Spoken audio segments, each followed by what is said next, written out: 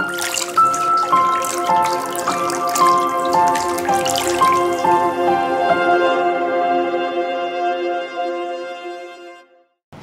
Tuhan, selamat pagi Bapak Ibu Saudara yang dikasihi oleh Tuhan Yesus.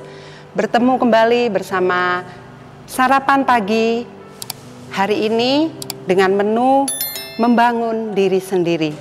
Kita baca Alkitab kita dalam Matius 7 ayat yang ke-24 dan 25. Setiap orang yang mendengar perkataanku ini dan melakukannya, ia sama dengan orang yang bijaksana yang mendirikan rumahnya di atas batu. Kemudian turunlah hujan dan datanglah banjir.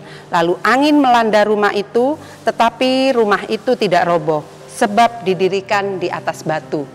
Puji Tuhan, yang pertama kita akan belajar ada satu karakter di mana dia membangun dirinya di atas batu. Batu apa yang dimaksud Bapak Ibu Saudara? Yaitu batu penjuru di dalam Tuhan Yesus Kristus. Dikatakan satu bangunan rumah secara fisik, kalau kita akan membangun rumah, tentunya kita akan memilih bahan-bahan baku yang baik, seperti batu-batu kali yang besar, batu-batu yang baik, yang tidak mudah dipatahkan. Itu yang akan kita pilih untuk menjadi pondasi rumah kita. Rumah kita akan kuat, rumah kita akan kokoh karena dibangun di atas pondasi yang kuat. Demikian juga dengan hidup kerohanian kita. Bagaimana hidup rohani kita bisa bangkit, bisa menjadi kuat kalau kita dibangun di atas batu penjuru yang baik, di atas batu penjuru yang benar, yaitu Tuhan Yesus Kristus. Kita mau sama-sama belajar menjadi bijaksana. Kita mau sama-sama belajar menjadi satu pribadi yang bijaksana, yang dapat membangun diri kita di atas batu penjuru yang benar, yaitu di dalam Tuhan Yesus Kristus. Kita baca dalam Efesus 2 ayat yang ke-20. Yang dibangun di atas dasar para rasul dan para nabi dengan Kristus Yesus sebagai batu penjuru. Dikatakan Kristus Yesus sebagai batu penjuru kita. Kalau kita dibangun di atas Kristus Yesus, kita akan menjadi satu pribadi yang kuat, satu pribadi yang kokoh. Dikatakan saat badai datang, saat badai kehidupan kita sedang dalam satu masalah, kita tahu ada Tuhan Yesus di situ. Kita sadar kita punya Yesus. Badai boleh datang, tapi satu yang pasti, Yesus akan meredakan badai itu. Kita baca kembali satu karakter yang berikutnya yang akan kita pelajari dalam Matius.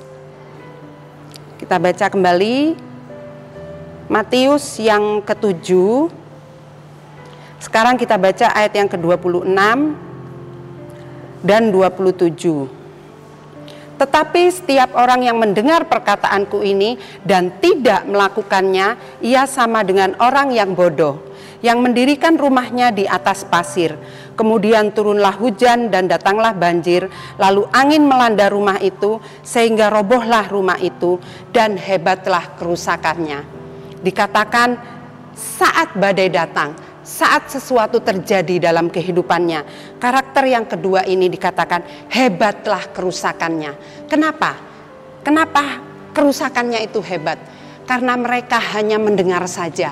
Mereka hanya menjadi satu pribadi yang duduk manis dan hanya mendengar saja, tapi tidak melakukan apa-apa. Beda dengan karakter yang pertama tadi.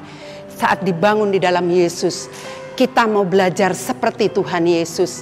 Kita mau belajar menghadapi segala sesuatu, mengikut sertakan Tuhan Yesus. Tapi karakter yang ini, dia membangun dirinya di atas angin-angin. Dia melakukan segala sesuatu dengan pikiran dan kehendaknya sendiri. Karena dalam Yakobus 2 ayat yang ke-17 dikatakan iman tanpa perbuatan pada hakikatnya adalah mati. Jadi kalau kita beriman, kita perlu bertindak, kita perlu berbuat, kita perlu melakukan sesuatu supaya apa yang kita imani itu akan tumbuh, itu akan hidup, dan itu akan menjadi berkat buat hidup kita pribadi. Mari kita sama-sama belajar melibatkan Tuhan dalam kehidupan kita.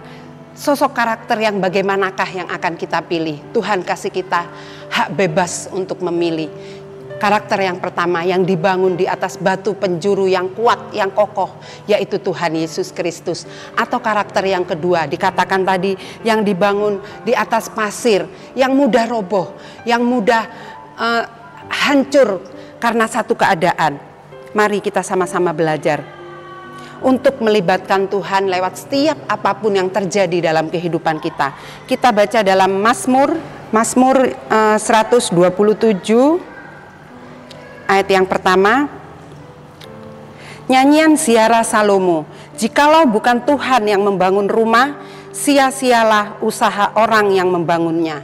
Dikatakan kembali, jikalau bukan Tuhan. Kalau bukan Tuhan yang membangun hidup kerohanian kita, sia-sialah kita membangunnya. Jadi kita perlu melibatkan Tuhan. Kita perlu mengikut sertakan Tuhan lewat setiap permasalahan apapun yang terjadi dalam kehidupan kita. Tentu kita mau sama-sama belajar untuk membuat hidup yang hanya satu kali ini tidak sia-sia. Tapi hidup yang hanya satu kali ini membuat kita bersama-sama dengan Kristus. Sampai kekekalan nanti kita akan terus bersama dengan Kristus. Kita baca ayat yang terakhir. Yudas yang pertama, ayatnya yang ke-20. Akan tetapi kamu saudara-saudaraku yang kekasih, bangunlah dirimu sendiri di atas dasar imanmu yang paling suci dan berdoalah di dalam Roh Kudus. Mari Bapak Ibu Saudara, pagi hari ini kita mau sama-sama belajar membangun diri kita sendiri, diri kita masing-masing untuk kita dibangun kuat kokoh di dalam Yesus Kristus. Mari kita saling mengingatkan, kita yang sudah berkeluarga, kita ingatkan pasangan kita, suami kita, istri kita, anak-anak kita, untuk kita tetap kuat, tetap kokoh di dalam Yesus Kristus sebagai batu penjuru kita. Puji Tuhan, demikian renungan pagi hari ini. Selamat pagi, selamat beraktivitas. Tuhan Yesus memberkati.